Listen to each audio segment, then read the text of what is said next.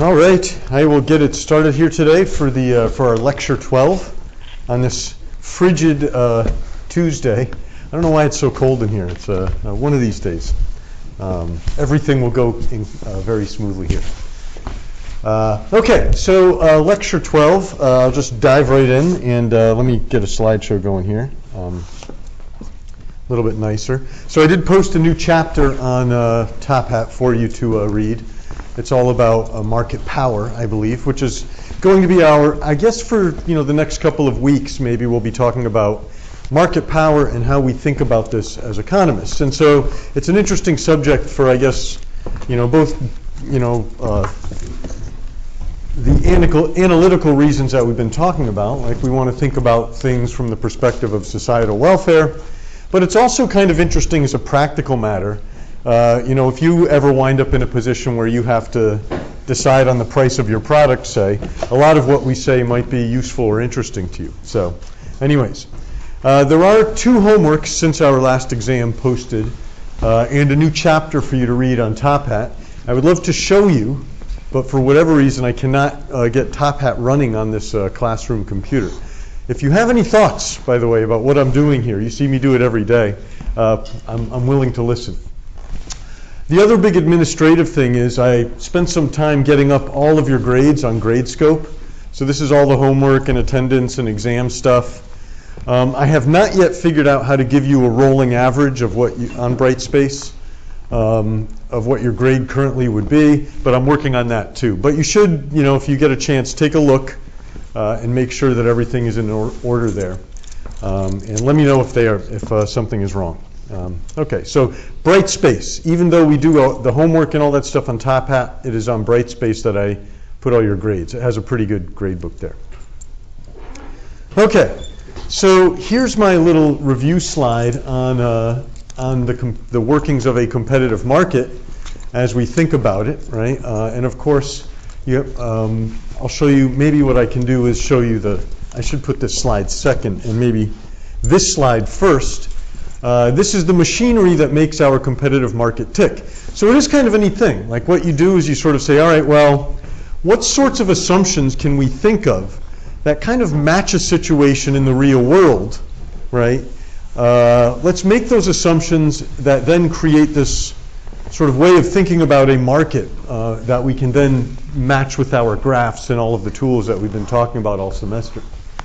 So we discussed this competitive market as this thing that arises when firms are free to enter and exit the industry as they choose, right? Remember my maple syrup industry, where you could get set up and running. By the way, we also got a neat definition of economic time out of this conception of entry and exit. The idea was that we wanted conditions under which there could be many small firms, right? That is to say, each firm is small relative to the market. We wanted a situation in which firms produce basically the same thing, right? Maple syrup or wheat or whatever. I probably just slandered many people who make maple syrup, right? And I realize my son he's very keen on certain types of maple syrup, so maybe it's not all the same. And I guess maybe that's part of the point, is that not everything matches these conditions. And then we have this idea of perfect information, and we throw that in there. Really what we just mean is people are well informed about what the product is and where they buy it and what the price is. So why do we start this way? Well, it creates an idealized situation, right, that we can understand from top to bottom, right? We can say, all right, we know how a firm operates in this world. We know what decisions it makes. And we know what implications this has for society. More on that in a second. So the nice thing about these decisions is everything boils down to a simple short-run decision. How much do I produce? And a simple answer to that, right? Where price and marginal costs are equal, right? And then at the same time, we can think about, bless you, a simple long-run decision, which is, do I produce or not? And that just has to do with whether or not there's a positive profit margin, right? If price is greater than average cost, I should get into the industry and then produce where price is equal to marginal cost, right? That's kind of the idea. What we didn't harp on, and I'll get back to my slide in a second, is that I guess we mentioned this, is that this idea that everybody doing what they're doing, everybody trying to do the best for themselves, in our case, firms maximizing profits, actually leads to this very socially desirable result. So I will go back to this graph and remind you how it works. So you can think about, on the right-hand side we have my little firm, and on the left-hand side we have the giant market, right? In the giant market, supply and demand interact, maybe S&D cross, and that gives us a price of P1. That carries over to the individual firm over here, right, which then responds by producing Q1, where P is equal to MC, right? P1 is equal to MC. Now at Q1, we see that there's a profit being made. How do I know this? Well, we just follow vertically downwards from Q1 until we hit AC. I guess that coincides with P2 here. There's no big reason for that. But you see that there's a positive distance between these two, which indicates that price indeed is greater than average costs. There's a profit margin. Okay? That would be a firm in market in equilibrium. I guess we could even add in that this is good times, right? Because profits are being made. Well, what happens over time is, given that profits are being made in this business, there should be entry, right? More people will enter the maple syrup industry. Farmers will produce more wheat, whatever, or oil producers will start to increase production and new ones will come online. Whatever your preferred competitive industry is, or think about that. As that happens, industry supply shifts out. I have sort of S prime and S prime prime. Maybe you can think about that as reflecting the idea that it might happen over time or slowly, but ultimately everything stops when we get to S prime prime. Now the market price is P3 and the market quantity is Q2. It's gone up because supply has shifted out because of entry. The individual firm here settles at this quantity 3 over here, which is right at that point where marginal cost and average cost intersect, right? So one way of thinking about what that is that's the point where I'm maximizing profits and I'm covering all my costs when I do so. It sounds harsh, but really it just means everything I'm using is being paid fairly, right? So I'm paying my employees, I'm paying myself for my time, my raw materials.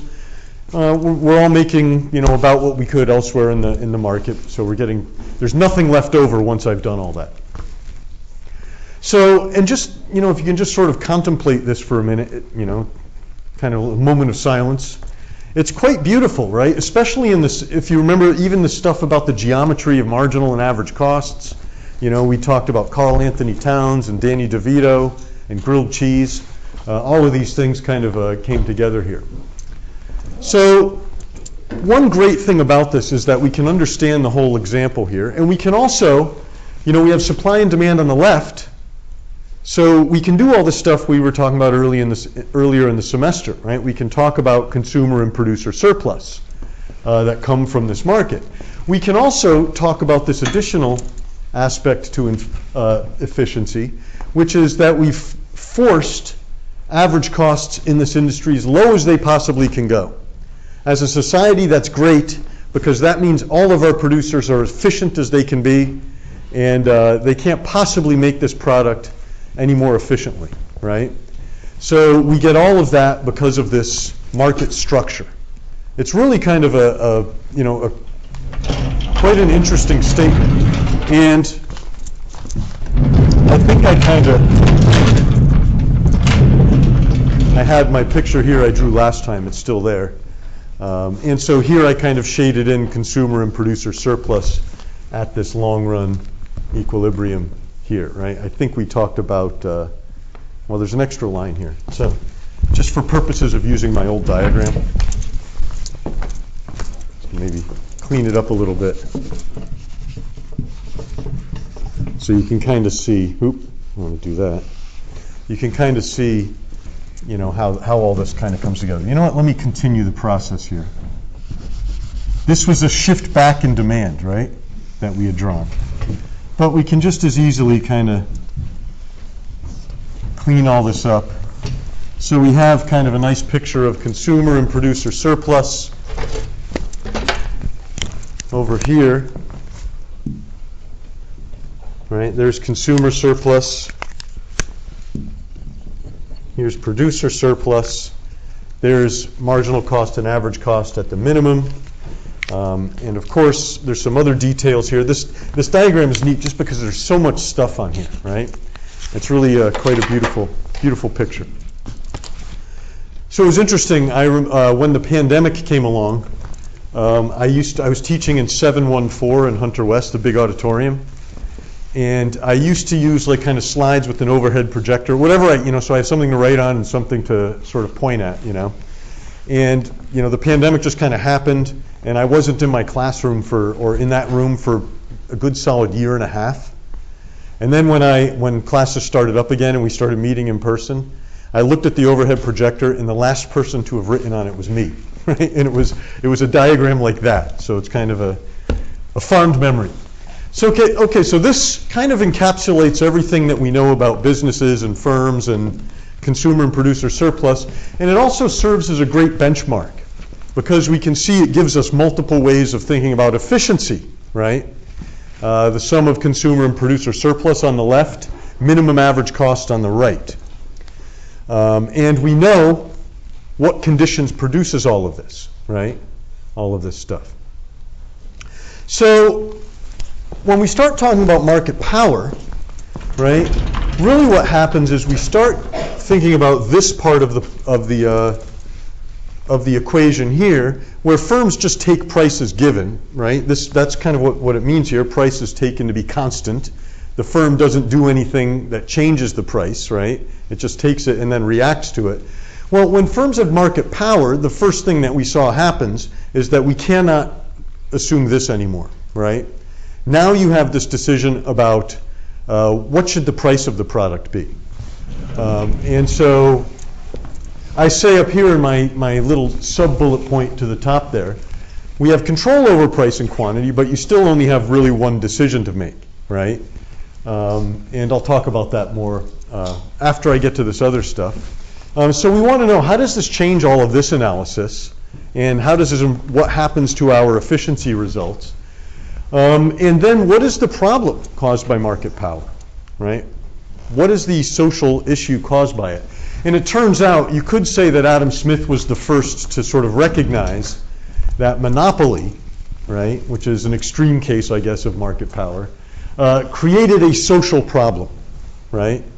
That is to say, what he thought in his Wealth of Nations, 1776, was that, okay, well, a monopoly produces a price that is too high, right, and a quantity that is too low relative to, what we would like, I guess, and that this is a problem for society, right?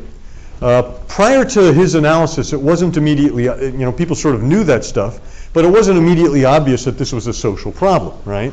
In fact, in those days, everybody was kind of living in the mercantilist world where you were like, all right, well, we want the monopolies because they help us compete, right? So a great example of this, maybe in your history classes, you've learned about entities such as the British East India Company, right? And that was kind of the policy arm of this idea that you needed a monopoly to compete, right? Both at home and abroad. And I sort of think about this like if you go to Europe, I travel in Germany and stuff like that, and every town has its little brew pub.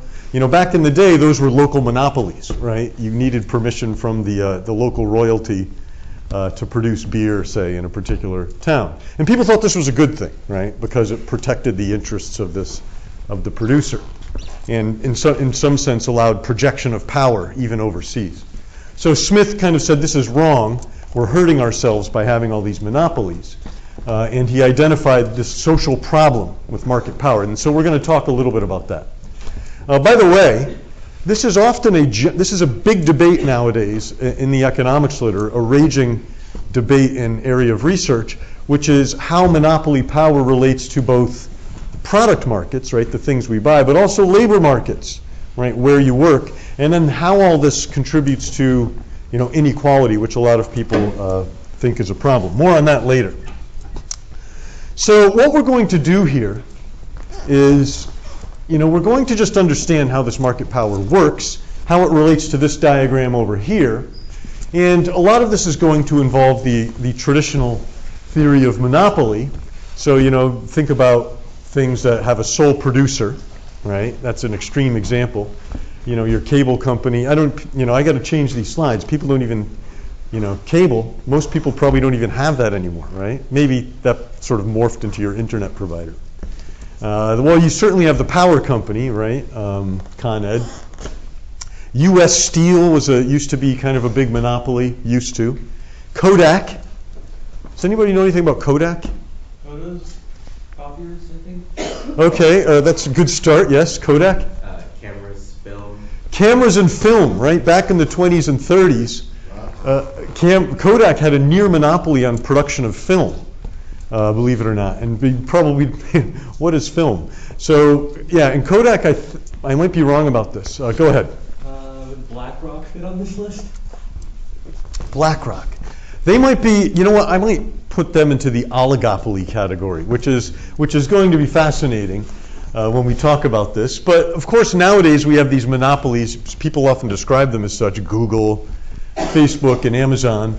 And we're going to, we can think about them as monopolistic in some way, but we'll also talk about them as oligopolies, which is kind of, in many ways, something I love to talk about because it becomes this interesting strategic interaction case. We'll get to that. The Cokes and Pepsis, Verizon and T-Mobile, and all of that. But one thing I'm going to do is I'm going to go off on an interesting, once we understand all this, go off on this interesting tangent on entrepreneurship, and I'm going to discuss the American history of the retail giants, right, in economic growth. I'm trying to resist getting ahead of myself here because I love to talk about this so much. Anyways, back to planet Earth here. Traditional monopoly theory, the great news is we can understand almost all of it by using supply and demand, right? We can understand the Smithian argument about how market power causes problems for societal welfare. And then this will allow us to sort of think about, this world where you think about Coke and Pepsi and how they operate, and that will give us this entry path into game theory, which is a great and fascinating subject. But once again, we got to start somewhere here, and I'll return to my example from last class, which was about economics lessons, right? And we observed that, if you remember, I had this very simple problem. Once again, always start with a simple problem and then see how far you can go with the logic. And that's what we were doing. We talked about my constant costs here, where I could provide an hour of economics lessons for $50, right? I could provide a second hour for another $50, a third hour for $50. So that's a little different than what we were used to, in that my marginal costs are flat. We think about them as going up, right? I did this for simplicity, just to think about price here. So you might expect, maybe the first lesson is 50, the second is 70 in cost for me, and the third is 90, but keep it simple. We did, however, have this pricing aspect to the problem, where I said to myself, if I could spend, if I give one lesson, I can charge $100 for that, right? I know I'll get one customer, put another way, right? That's fine. And then I can do the usual mathematics. 100 minus 50 gives me $50 in profits, right? I could do 2 lessons. It's profitable, why not? Well, the catch is, in my building, where I put my little poster with the little pull tabs on it, right? The problem is, there aren't 2 people who will pay $100 for lessons, right? The second person will only pay $80. So to attract that second person, I have to lower my price to $80, right? So now I'm selling 2 units, each at a price of $80. And so in that case, well, let's see, my costs are 50 plus 50, 100. And then my revenues are 80 times 2, which is 160, right? Okay, and so we worked on that logic last time. I'll let you sort of review that on your own. And then we figured out what should Baker do. Well, we figured out that, I guess I can erase this. I'll do it out. Why not? You know what? I'll leave that up there. So I drew such a... And we'll we'll erase the merita, which I don't know what that means, but does anybody know? Yes, it's Italian. Oh, is it a swear word? Yeah. Okay, I know what it means. I know the French version of... Okay, so what we were doing was we were thinking about kind of revenues here, or I'll do it this way, PQ, right? And then we can do total revenue, and then total cost, right? And you know what, I'll even reserve this side of the board for something else. So when I do 1 unit, the price is 100, right? I can sell that 1 unit at a price of 100. I make $100, right? 100 times 1. And then my costs are just 50. So let me do it this way. So that then gives me profits. We often use a pi symbol for profits because we've already used P for price, right? So my profits are then 50, 100 minus 50. Well, if I want to do a second unit, well, let's see. P is 80, and now I'm selling 2 units, right?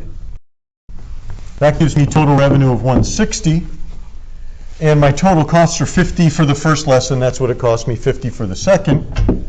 So it's 100, and my profits are 60. Hey, that's good, right? I've increased my profits by, think about it this way, I've increased my profits by producing another unit, lowering the price and selling another unit, right? Unit number 3 here, well, now I have to, if you remember, that was my high school student who wanted some extra help.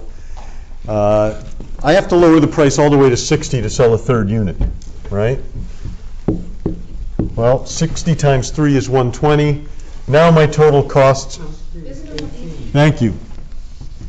Just making sure you're paying attention. And my total costs are 150, right? So now my profits are 30. So I've kind of gone too far in lowering my price to sell. You can see here, well, this marker's dead. You can see here, try it one more time. All right, well, that doesn't work that well. But you can see here that this is my profit maximizing decision, right? Now, one thing we can already do is we can notice that in this scenario, if I'm just simply in a competitive market where I think about the prices given, I could behave very differently, right? So what if it's just the case that all economics lessons are the same? There's nothing unique about Baker. Maybe online lessons are readily available at the price of, say, $60. Well, now I don't have any chance to change my price, right? I can't sort of vary my price. All I do is think about my quantity, and should I do 1, 2, or 3 at this price of $60, and the calculation changes, right? My first lesson, well, let's see here. It produces, I get $60 from it. My total revenue is then 60. My costs are 50. My profits are 10, right? So if I just do this, maybe I'll just fill it out here. I know I switched the order of those two. Like this, right? If I do my second unit, the price is still 60, right? It's kind of the competitive market here. This is 120. Oop. Sorry. This price is 60. This revenue is 120. My total costs are 100. My profits are 20. My third unit, price is still 60. This is 180. Right? My total costs are 150, so this is 30. You can see that that I would just supply all 3, because this gives me the highest profit here, right? And you might have even realized that in this very stylized environment, the price is 60, the marginal costs are always 50, right? So P greater than MC, I should produce the units. But the real lesson here is that in this price-taking competitive environment, I wind up producing more. And maybe you can even begin to see the glimmer of the logic there, why this happens. It happens because I'm no longer worried about the fact that I have to lower my price to sell more, right? That decision isn't part of, when the price is given, it's not part of my decision. So that's where we're starting with all this. So I behave a little bit differently, and in fact I do less. Kind of like what Adam Smith was saying, right? Where my price is higher than it would be, right? And I produce less. So that's the beginnings of the logic here, and we'll make it a little bit more concrete. So in this scenario over here on the right, I just react to the price. But in this scenario here on the left, I determine the price as part of my actions. Yes? How does the logic change if the price is set, for example, by the government? Oh. Using price control. Okay, well now you're getting, this is a really interesting problem, and maybe you're starting that we're going to get into this. But you might start to say, well, wait a minute. Now, Baker, you told us price controls were bad, right? Things like minimum wages and rent control and stuff like that. Well, what if the supplier of these goods is a monopolist? How does that change the picture? Great question. Let's put a pin in that one, and we're going to come back to that later. In some ways, you've hit upon the inspiration for price regulation, which is something that happens in a lot of monopolies, right? So, for example, Con Ed has to deal with with the government and choosing its prices. The United States Postal Service, same, right? They're not free to just charge whatever they want for a stamp. So that's a big part of policy towards monopoly, and we'll try to see how and why that should work. So it was interesting. I'm still, as a decision maker, as a monopolist, I still have a lot of constraints here. And one of which is I can't choose to just sell a lot at a high price. Right? That might seem obvious to you, but I'll just accentuate it, right? I can't choose to sell 10 economics lessons at a price of $300 a lesson. I'm still constrained by the market, right? Which typically means something like I can sell a lot of a product at a low price, or I can sell a small amount of a product at a high price, but I can't do both. Let me just see if Top Hat's working here. And of course it isn't. Let's try this one more time. It's 9 o'clock. We always get here, so we've been here many times. We'll try that, and I'm guessing it's not going to work, so let me just, if we can pass this, maybe we can just go across the rows zigzagging, and just write your name on the sheet there, and that's the old-fashioned attendance. So I meant to start doing this, like I actually figured out how I can get like a class roster where I have like sort of your picture, your ID picture, and maybe I was going to start doing it that way so I can learn names better than I am. But for now, we'll do it this way. Okay, so one other thing I'll throw out there, we had that great question about policy in fixing prices. Well, another wrinkle we might throw in there is, what if I don't announce a price? And I just say something like economics lessons, inquire within for price. And that way I can charge different people different prices. Okay, so the technical term we're going to introduce for this, for thinking about these pricing problems, is marginal revenue, right? What is marginal revenue? It's the additional revenue created by making and selling an additional unit of a good, right? So this is something different, by the way, than just the price of the good. It's subtle, but it's different. Now, if you think about it this way, you can see here when I make and sell effectively another unit of another economics lesson, well, what happens is a couple of things happen. Well, I sell another unit. That's good, right? So that makes me more revenue. But at the same time, I have to lower the price of my units. That's bad, right? So you put those two things together, lowering the price to sell and selling another unit, and you can see here the net result is that I only generate, well, let's see here. My first unit gave me 100 in revenue. My second, 160, right? I generated $60 of additional revenue from this. So one way of thinking about this is what happened is, well, I got $80 in new revenue from my second unit, but I also lost $20 off of my first unit, right? I had to lower the price of my previous unit to sell this additional unit. So that's good, but that's bad. And that's why this only turns out to be 60, this increase. And that's what we're really after in terms of pricing, is what that looks like. Now, the one thing I mention is that we have this rule, marginal revenue. What we want to do is, think about this marginal revenue. I'll just mention in competition, in our perfectly competitive world, firms didn't think about things like that. They just took the marginal revenue to be the price. Every unit they sold, put another way, just gave an additional amount of money equal to the going price, because they couldn't change it. So once again, midstream, I'm just going to switch my example, the example I'll talk about, and we're going to talk about the local barber / hairstylist who has maybe a more, a demand curve that's a little bit more interesting than my economics lessons. That'll give us the basic ideas here. So, and we can think about the demand curve and haircuts and all of that stuff. And so, this slide is nicer than mine because it has well-defined units. Though I'm going to have to adjust it for inflation because, this would be a pretty cheap haircut these days. Anyways, so horizontal axis, the quantity of haircuts I can sell at my barber shop, right, per hour. That's just the number of people who walk by and see my sign outside and say, oh, I'll get a haircut, and stroll on in. You can see that at a price of something like 18, I get 1 customer per hour. At a price of 16, I get 2 an hour, right?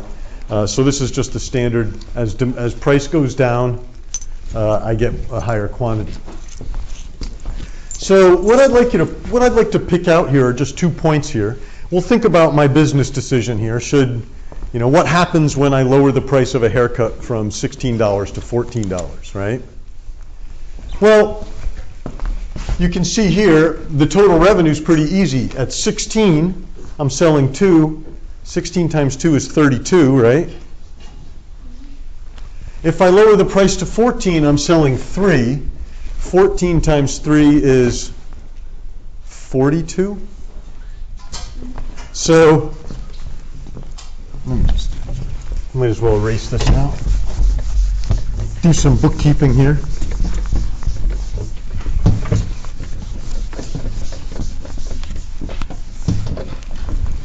So when I sell 2 haircuts, I get 32, right? And then when I sell 3 haircuts, so this is 2, I sell, they have to go price of 14, so 14 times 3 is 42, is that what we decided? So my revenue increases by 10, right? The marginal revenue there is increases by 10. And you can see that this is less than the price. The price at that point is 14. The additional revenue I get is not 14, it's 10. Well, why is that the case? Well, think about it this way. I was selling 2 haircuts at a price of 16, right? So when I lower the price to 14, I lose, 2 times 2, $2 times 2 units, I lose $4, right, off my previously sold haircuts. So that's that revenue loss of $4 in the box there. But the good news is I sell another haircut.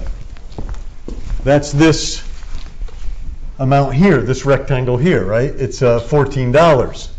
I sell a 3rd haircut at 14. So you can say I've lost 2 on my previous haircuts, and I've gained 10 on my 14, I'm sorry, on my new haircut. So you take that 14, you subtract the 4, you get the marginal revenue of 10 as I calculated over there. So it's a detailed explanation. Really all you need to do is just calculate out that total revenue for each haircut and then see how it changes as we increase the number of haircuts, right? 18, 14, 10, 6, 2. You can see by the time I'm thinking about lowering my price from 12 to 10, it's almost a wash, right? I'm not making any more money from lowering the price to sell more haircuts. And that's the idea. Of course, look at my orange curve there. We can plot out what marginal revenue looks like. Now we have a plot of marginal revenue and a plot of demand, right? And Demand says what is the quantity, what is the price going with each quantity. Marginal revenue says what is the marginal revenue going with each quantity. And you can see it will typically, you can convince yourself of this, it should always be less than demand. Right? It falls in this kind of dependable fashion like that. Right? So marginal revenue is less than demand, or lies below the demand curve. And we care about this marginal revenue curve if we're trying to maximize profits. Okay, so I was doing haircuts. Now I'm back to grilled cheese. And the reason being, I had a nice spreadsheet that I had done before. I hope this pops up. I should have checked it ahead of time. Checking it now. Yeah, here's my spreadsheet. I'll see if I can make this a little bit bigger. This is kind of like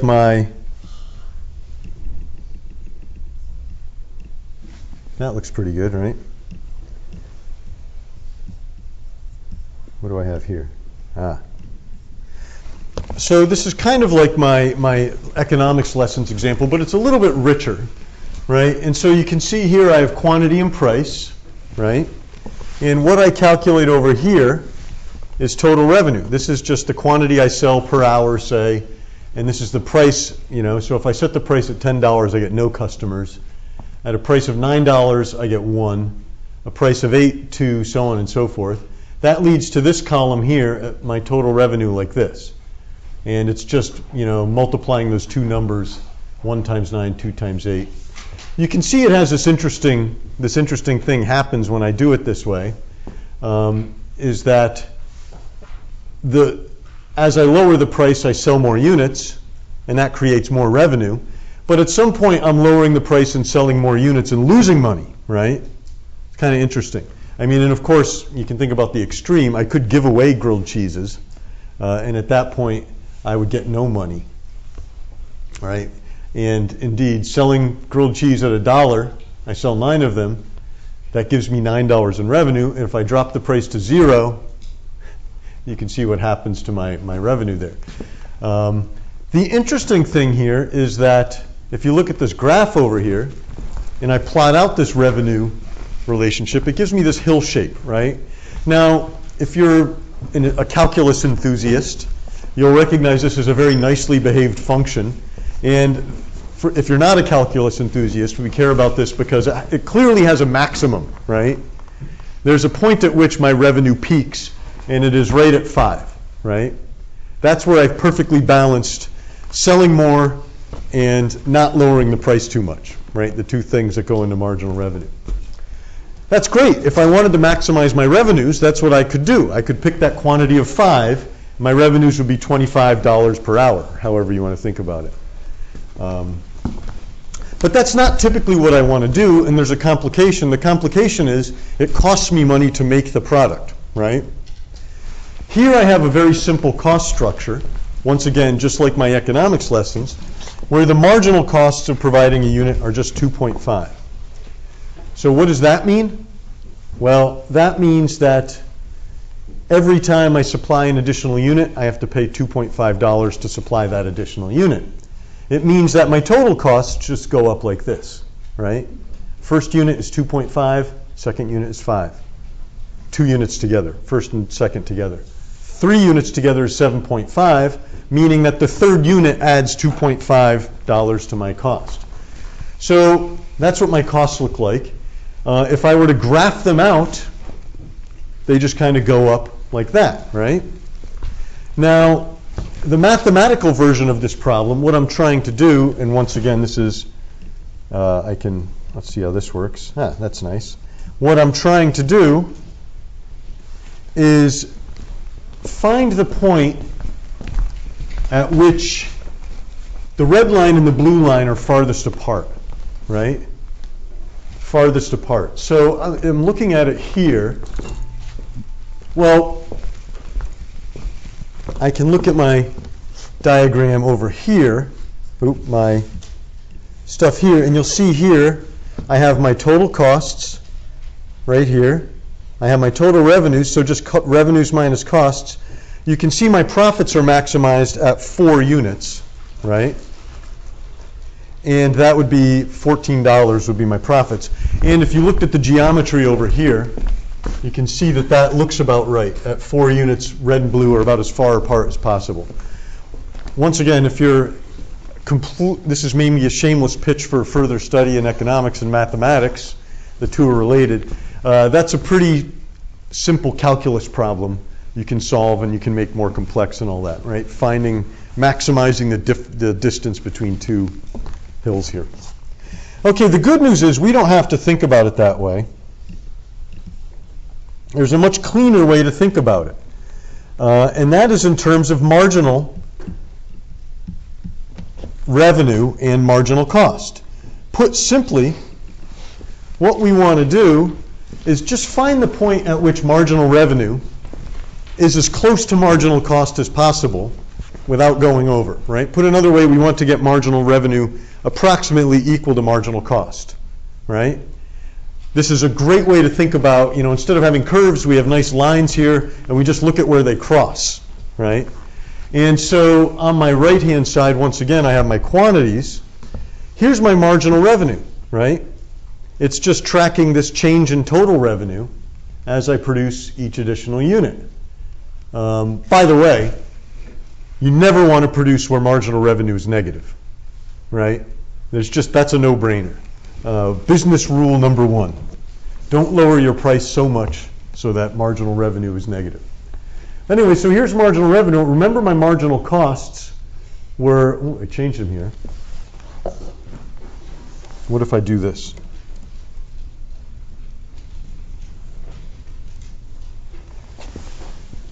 Ooh, there we go. Okay, thank you. All right, so this is, I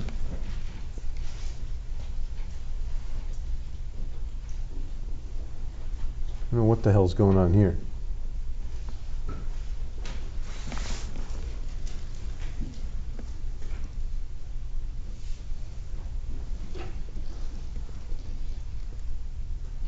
Give me 1 second. There we go.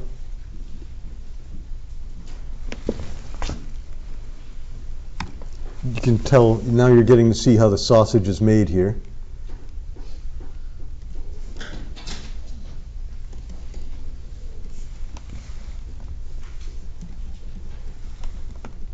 These are my marginal costs. Oop. Oh, my goodness. This is the hardest part of being a professor, by the way, is typing in front of people.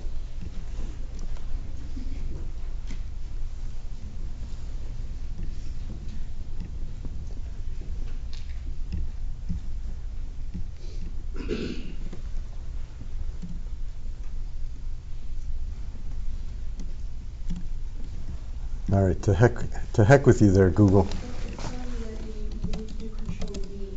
Control V. I'm using my other, so let's see, Control C. Okay, that works. Now I was doing Control V. You're on Mac, it's Command, not Control. Oh, it's the window thing. How about that? Thank you very much. Okay, so now I'm going to try this here.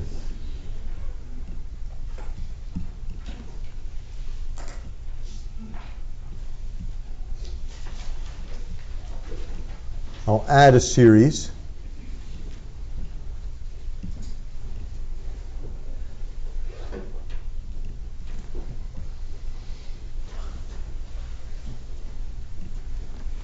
Okay, so now I've added my marginal cost here from my previous diagram. That was actually not incredibly terrible, right? Believe it or not. I accomplished what I set out to do without too much difficulty. But really the key thing here is you can see I've plotted my marginal revenue curve. It doesn't look all nice and pretty like it does in all the graphs we draw because my example's a little blocky. But that goes down, and you can see what happens here. My marginal cost curve is just flat. I made that very simple.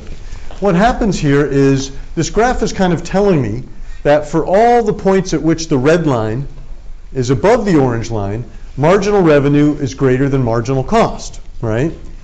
What I would say is that I should produce these units, right? Whenever it makes me more money than it costs me to produce, I should go ahead and do it.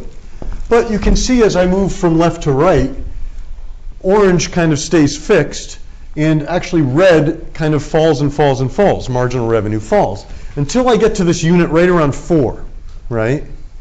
When I hit 4, well, at that point, marginal revenue goes below marginal cost. And you can also see that if we go back to my previous diagram here, or, maybe I can I'm going to try this now that I learned here.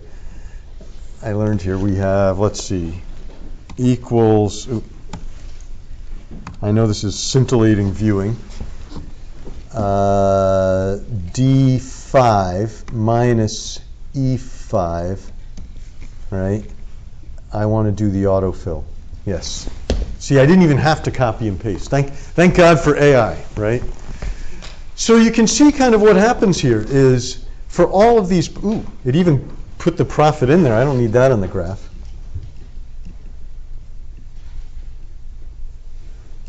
What happened? Can I just do this? Nope.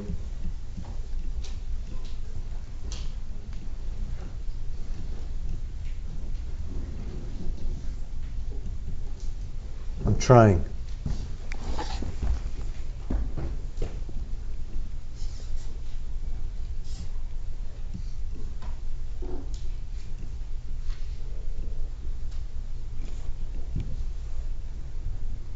You know what? There.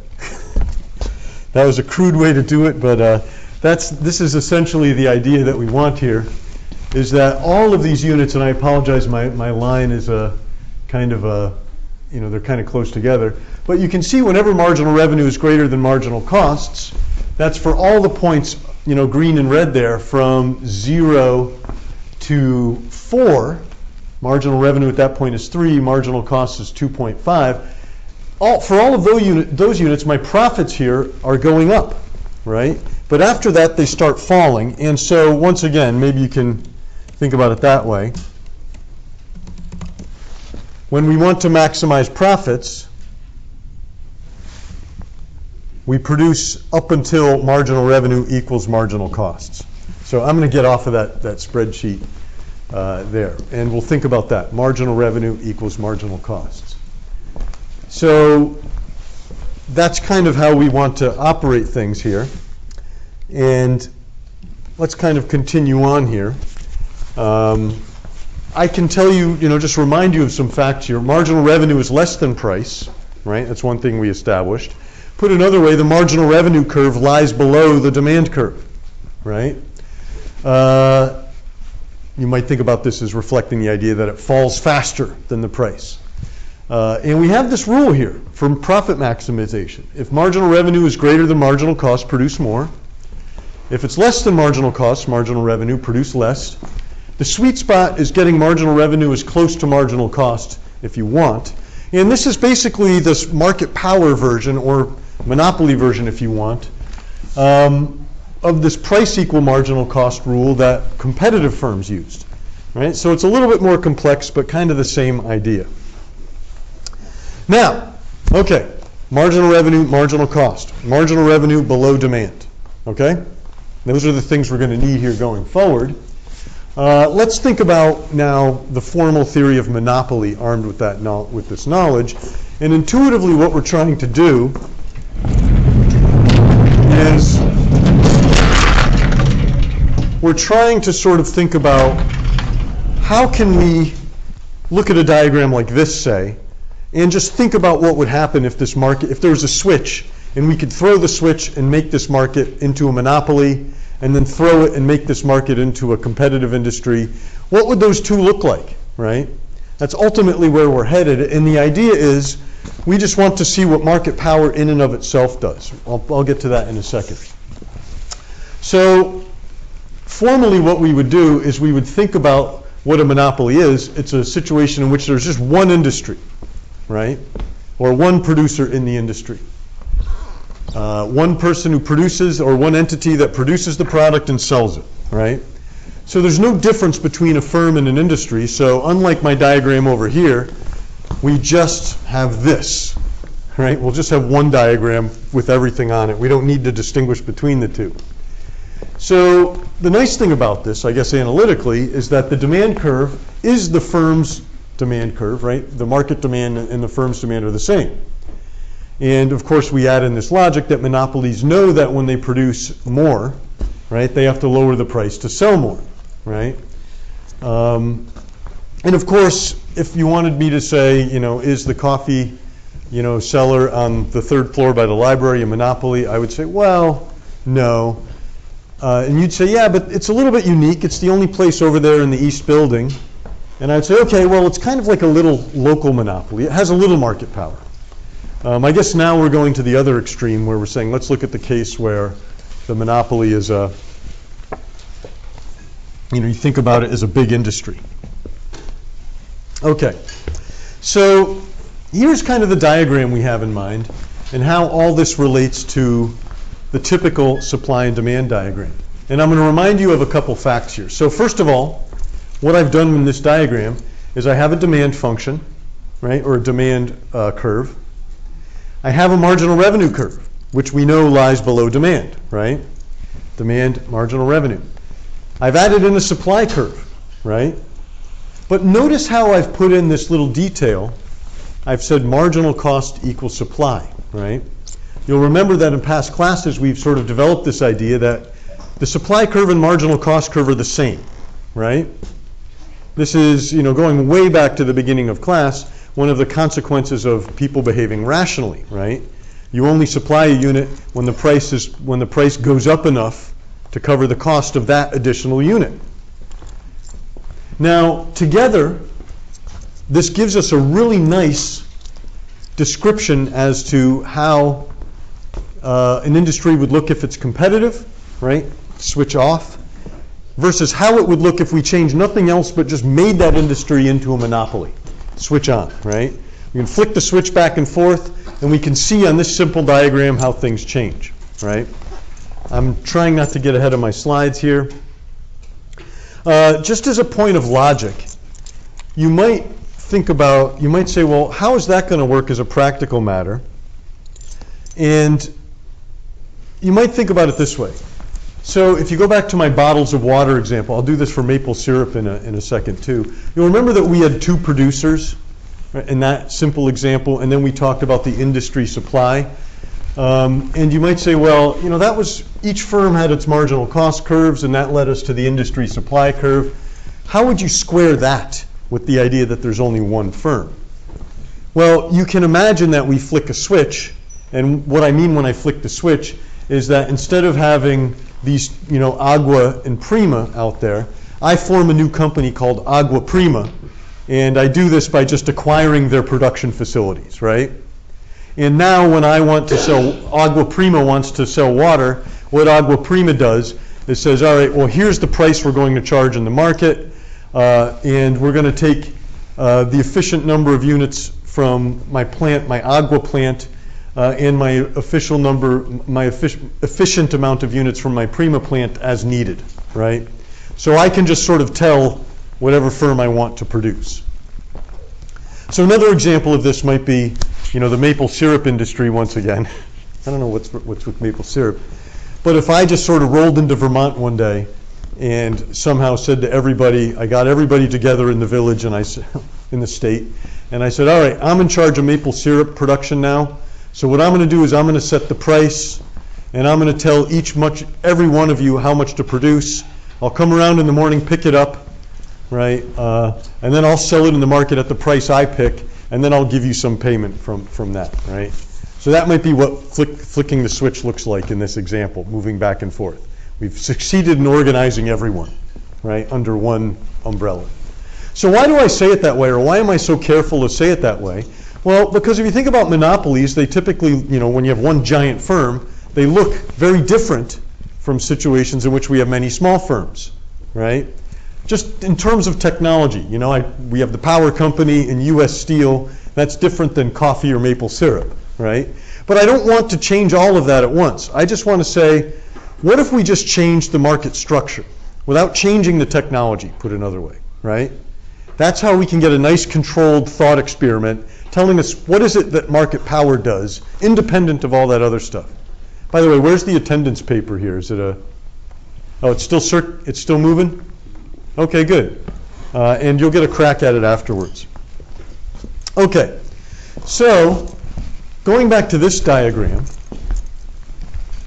maybe I can do it here. We have can think about it this way.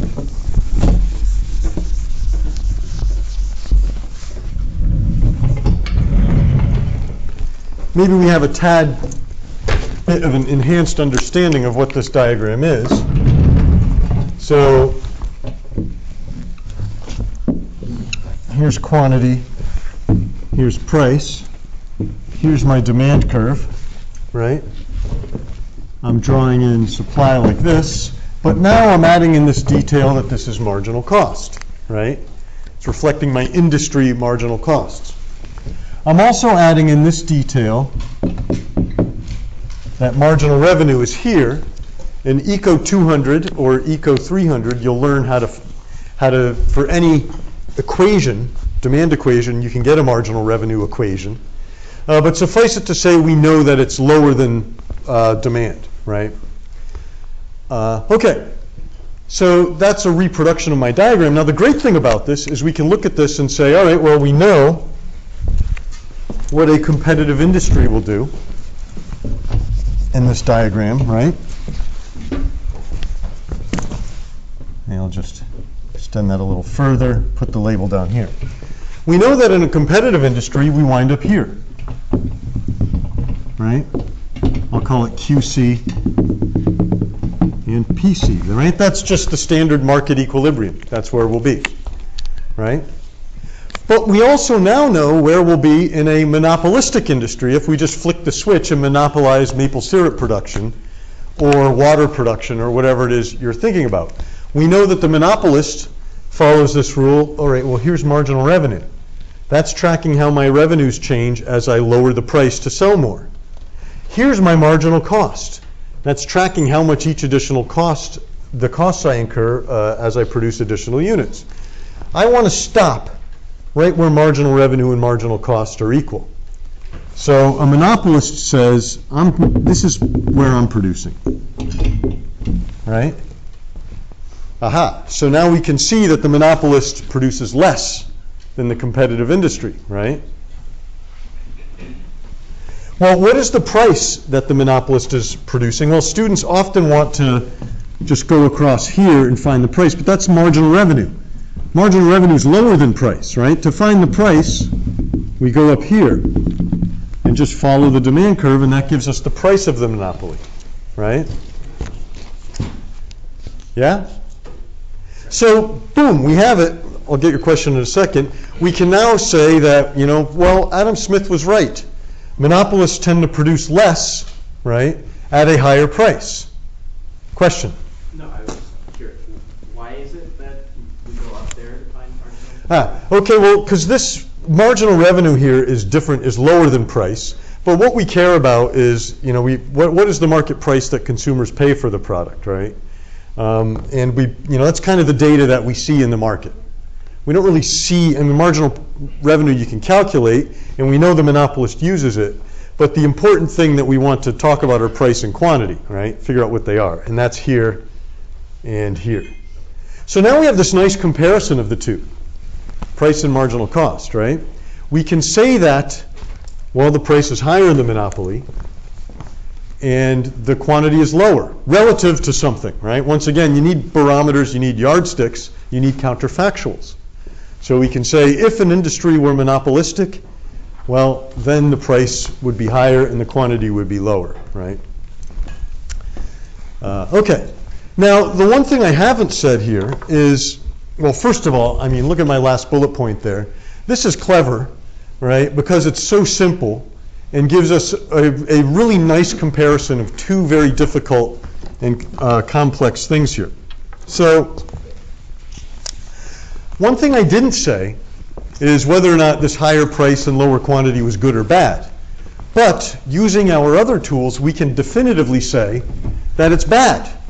Bad for who? For society on the whole.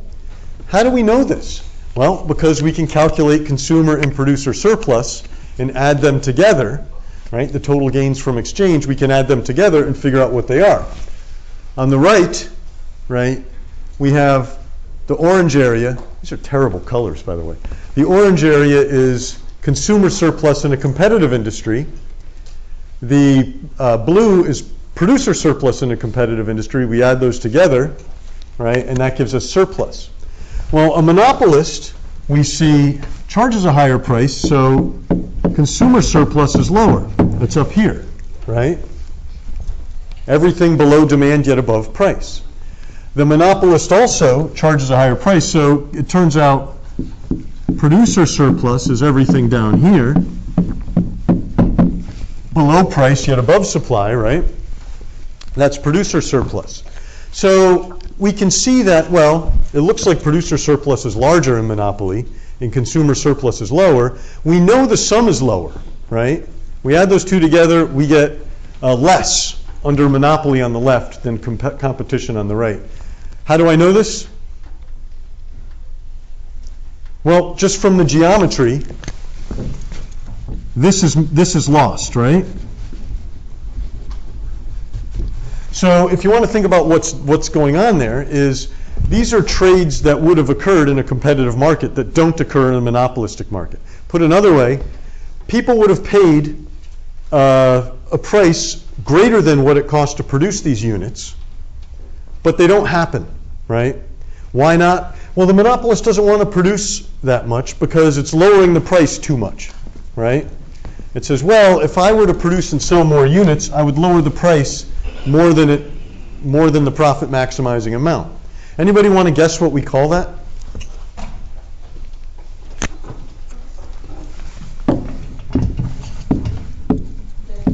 Dead weight loss, right, due to monopoly.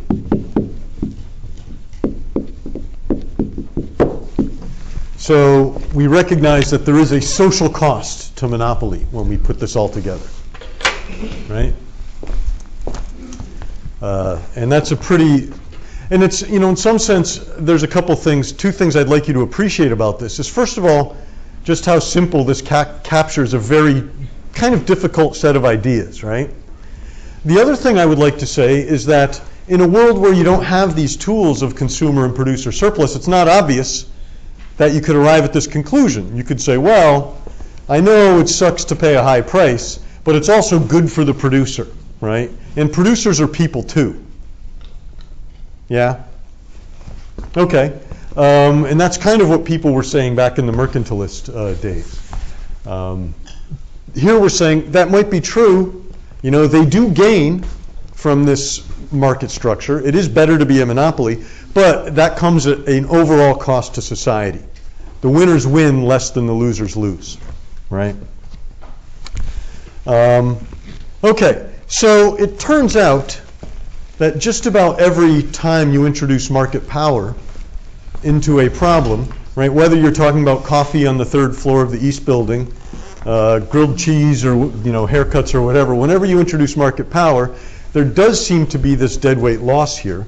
But what we're going to want to do is we're going to want to think of some different dimensions of this, right? We're going to see that a problem, if we add in some other things, maybe we get some different details here.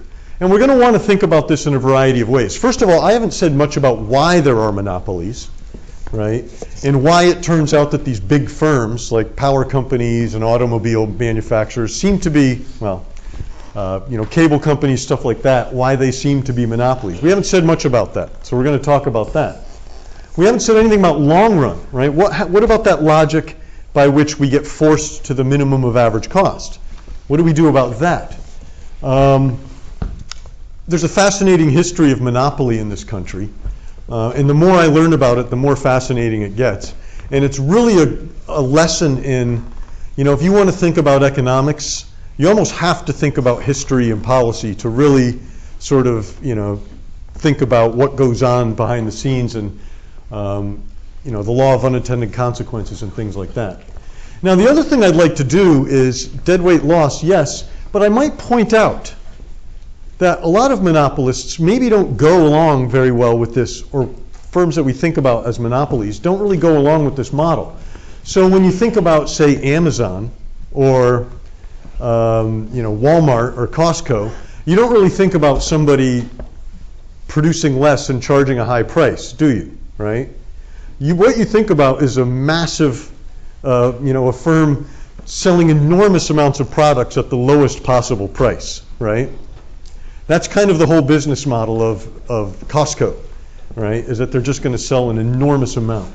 Now, there's a lot to be said about that, in that, we want to think about how it departs from this model and how to understand it. And I have some very interesting things to say about, well, they're not my ideas, they're things I've read about, American social history as well.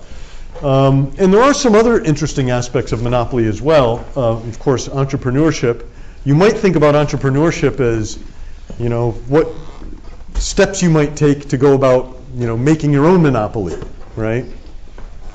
And then, of course, there's this idea of intellectual property, which is fascinating in and of itself, right? It's basically, we decide that ideas can be monopolized as well.